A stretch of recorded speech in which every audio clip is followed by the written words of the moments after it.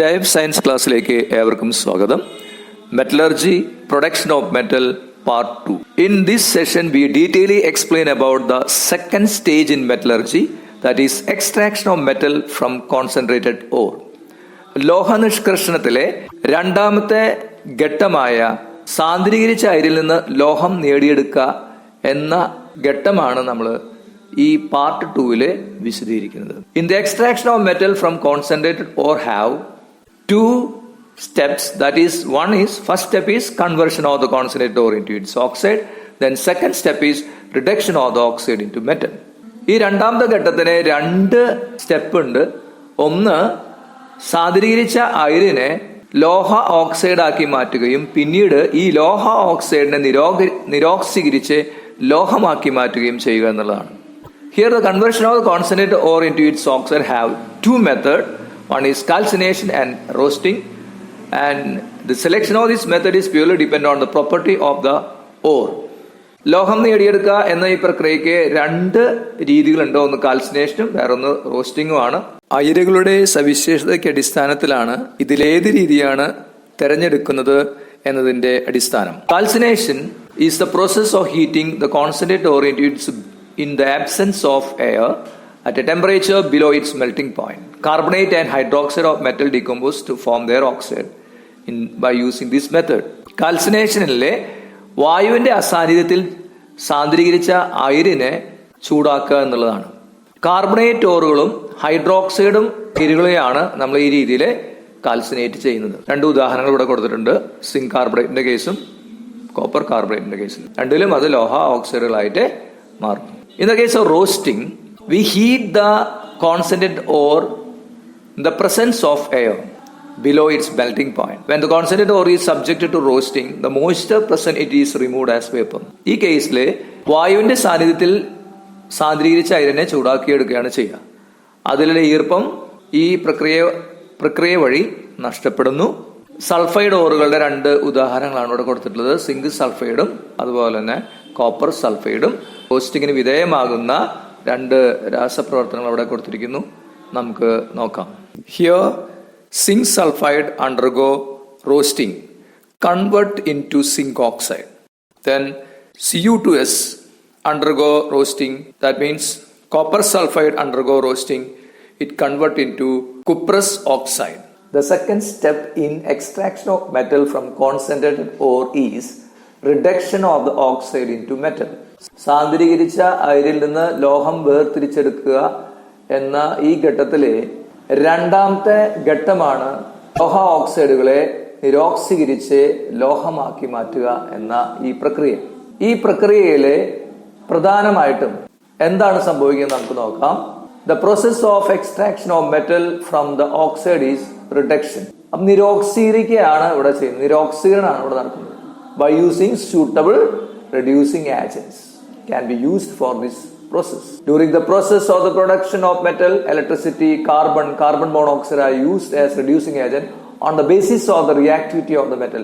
ലോഹത്തിന്റെ ക്രിയാശീലം അനുസരിച്ച് വ്യത്യസ്ത നിരോക്സികാരികൾ ഇവിടെ ഉപയോഗിക്കുന്നു. ആദ്യത്തെ ഇക്വേഷനിൽ വന്നിട്ടുള്ളത് ഇലക്ട്രിസിറ്റി ആണ് നിരോക്സികാരിയായിട്ട് ഉപയോഗിക്കുന്നത്. രണ്ടാമത്തേല് കാർബൺ ആണ്.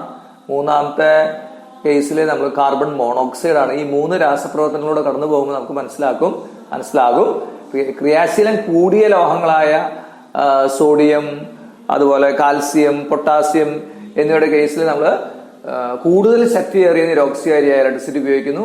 അല്ലാത്ത കേസുകളിൽ നമ്മൾ കാർബൺ, അതുപോലെ കാർബൺ മോണോക്സൈഡ് ഒക്കെ ഉപയോഗിക്കുന്നു. ഇനി നമുക്ക് നോക്കാം the third stage in the metallurgy, that is refining of metal. ലോഹനിഷ്കർഷണത്തിലെ മൂന്നാമത്തെ ഘട്ടമാണ് ലോഹ ശുദ്ധീകരണം. ഈ ലോഹ ശുദ്ധീകരണത്തിനും വ്യത്യസ്ത മാർഗങ്ങൾ നമ്മൾ ഉപയോഗിക്കാറുണ്ട്. വ്യത്യസ്ത മാർഗങ്ങളെ കുറിച്ച് നമ്മളിവിടെ പരിചയപ്പെടാം. ഇനി എന്താണ് ഈ ലോഹ ശുദ്ധീകരണം? ഈ ലോഹ ശുദ്ധീകരണം എന്ന് പറയുന്നത് രണ്ടാമത്തെ ഘട്ടം കഴിഞ്ഞാലും ലോഹത്തിന്റെ ചില ലോഹ ഓക്സൈഡുകൾ, അതുപോലെ തന്നെ വളരെ കുറഞ്ഞ തോതിൽ ചില ലോഹങ്ങൾ എന്നിവയൊക്കെ ഇതിൽ കാണാം. ഇവയൊക്കെ നീക്കം ചെയ്യുക എന്ന പ്രക്രിയയാണിത്. Refining of the metal is the process of removal of these impurities. That means impurity means other metals, metallic oxide, then small quantities of non-metals to get the pure metal. Here there are three methods in the refining of metal. One is liquefaction, that is, then distillation, then electrolytic refining. ഇതിലെ ലോഹശുദ്ധീകരണത്തിലെ 3 രീതികളുണ്ട്. ഉരുക്കി വേർതിരിക്കൽ, സ്വേദനം, വൈദ്യുത വിശ്ലേഷണ ശുദ്ധീകരണം. ഈ 3 രീതികളിലൂടെയാണ് നമ്മൾ ലോഹത്തെ ശുദ്ധീകരിച്ചെടുക്കുന്നത്. നമുക്ക് നോക്കാം ലിക്വിവേഷൻ. In liquefaction, low melting metals like tin, lead may contain other high melting metals, oxides as impurities. On heating such metals on the inclined surface of a furnace, the pure metal is separated. കുറഞ്ഞ ദ്രവണാങ്കമുള്ള tin, lead എന്നീ ലോഹങ്ങളിൽ അപദ്രവ്യമായ ഉയർന്ന ദ്രവണാങ്കമുള്ള മറ്റു ലോഹങ്ങൾ, ലോഹ ഓക്സൈഡുകൾ തുടങ്ങിയുണ്ടായിരിക്കും. ഇത്തരം ലോഹങ്ങളെ ഫർണസിന്റെ ചെരിഞ്ഞ പ്രതലത്തിൽ വെച്ച് ചൂടാക്കുമ്പോൾ ശുദ്ധലോഹം അപദ്രവ്യങ്ങളിൽ നിന്ന് വേർതിരിഞ്ഞു വരുന്നതായി നമുക്ക് കാണാം. Let us observe the animation of a liquefaction process.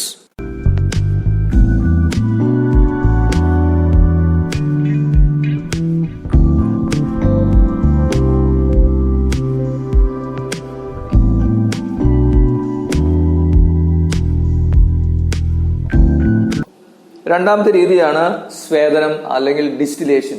This method is used for the refining of metals with low boiling point such as zinc, cadmium, mercury.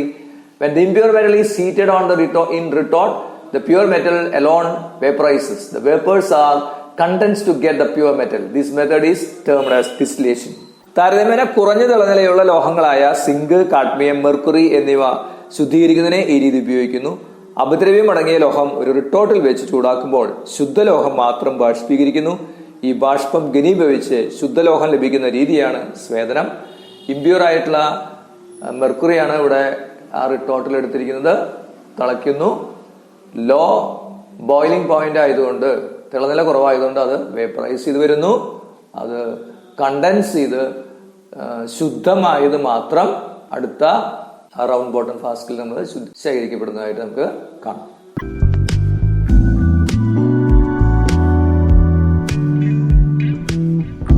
The third method is electrolytic refining. In electrolytic refining, it is a process of refining a metal by the electrolysis of a solution of the salt of the metal using a small piece of pure metal as the negative electron and impure metal as the positive electron. ഒരു ചെറിയ കഷ്ണം ശുദ്ധലോഹം negative ഇലക്ട്രോഡായും ശുദ്ധീകരിക്കേണ്ട അപദ്രവ്യമടങ്ങിയ ലോഹം positive ഇലക്ട്രോഡായും ആ ലോഹത്തിന്റെ ലവണലായനി ഇലക്ട്രോലൈറ്റായും എടുത്ത് വൈദ്യുത വിശ്ലേഷണത്തിലൂടെ ലോഹം ശുദ്ധീകരിക്കുന്ന പ്രക്രിയയാണ് വൈദ്യുത വിശ്ലേഷണ ശുദ്ധീകരണം. കോപ്പറിനെ ശുദ്ധീകരിക്കാൻ ഈ മാർഗം ഉപയോഗിക്കാം. കോപ്പറിന്റെ ശുദ്ധീകരണവുമായി ബന്ധപ്പെട്ട അനിമേഷൻ ആണ് നമ്മൾ ഇവിടെ കാണുന്നത്. In this animation we can clearly observe actual reaction takes place in the process of purification of copper. The impure copper is taken as anode and pure copper is taken as cathode. See the actual reaction takes place at cathode. Here Cu2 plus 2 electron gives Cu. That means it undergo reduction. And at anode, copper atom undergo oxidation. That means copper loses 2 electron and become Cu2 plus ion. വ്യത്യസ്ത ലോഹ ശുദ്ധീകരണ രീതികളെ കുറിച്ച് നമ്മൾ പറഞ്ഞു. അതിൽ ആദ്യത്തെ question നോക്കുക. Complete the following table. താഴെ വന്നിരിക്കുന്ന പട്ടിക പൂർത്തീകരിക്കുക. ആദ്യത്തെ കോളത്തില് നമ്മൾ ചില ലോഹങ്ങൾ വന്നിരിക്കുന്നു. അതിനനുസരിച്ച് അത് ഏത് രീതിയിലാണ് ശുദ്ധീകരിക്കുക എന്നുള്ളതാണ് രണ്ടാമത്തെ കോളത്തിൽ നമ്മൾ ഫില്ല് ചെയ്യേണ്ടത്. നമുക്കറിയാം ഓരോ ലോഹത്തിനും ആ ലോഹത്തിന്റെ ഗുണത്തിന്റെ അടിസ്ഥാനത്തിലാണ് ലോഹ ശുദ്ധീകരണ രീതി തിരഞ്ഞെടുക്കുക. ഇവിടെ നൽകിയിരിക്കുന്ന ലോഹ ശുദ്ധീകരണ രീതി ലോഹത്തിന്റെ ഏത് ഗുണത്തിന്റെ അടിസ്ഥാനത്തിലാണ് എന്നത് മൂന്നാമത്തെ കോളത്തിൽ പൂരിപ്പിക്കുക. Selection criteria to refine a metal is purely depend on its properties. Complete the third column by using this concept.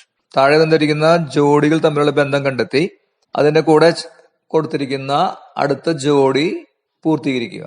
ഉദാഹരണമായിട്ട് ഇപ്പൊ സിങ്ക് സൾഫേറ്റ് റോസ്റ്റിംഗ് ആണ്. നമുക്കറിയാം റോസ്റ്റിംഗ് എന്ന് പറയുന്നത് എക്സ്ട്രാക്ഷൻ ഓഫ് മെറ്റലിന്റെ ആദ്യത്തെ സ്റ്റെപ്പിലുള്ളതാണ്. അതായത് ലോഹ ഓക്സൈഡ് ആക്കി മാറ്റുന്ന പ്രക്രിയ. അപ്പൊ സിങ്ക് സൾഫേറ്റിന്റെ കേസിൽ അത് റോസ്റ്റിംഗ് ആണെങ്കിൽ കാൽസ്യം കാർബണേറ്റുകളുടെ കേസിൽ അത് ഏത് രീതിയാണെന്ന് അത് പൂരിപ്പിക്കും. So let us conclude in 3 stages in metallurgy. One is concentration of ore, then second one is extraction of metal from concentrated ore, then third one is refining of metal. In the extraction of metal from the concentrated ore have 2 steps, that is conversion of the concentrated ore into its oxide, then reduction of the oxide into metal. In the conversion of the concentrated ore into its oxide is again have 2 methods. One is calcination and another is roasting. In the case of refining of metal, that is the third stage in the metallurgy, have three methods: the liquefaction, distillation, and electrolytic refining. The selection of the method is purely dependent on the properties of the ore, that means the metal or its impurities. ലോഹനിഷ്കർഷണത്തിലെ 3 ഘട്ടങ്ങളാണ് നമ്മൾ വിശദീകരിച്ചത്. 1, അയിരുകളുടെ സാന്ദ്രണം. 2, സാന്ദ്രീകരിച്ച അയിരിൽ നിന്ന് ലോഹത്തെ വേർതിരിക്കൽ. 3, ലോഹ ശുദ്ധീകരണം.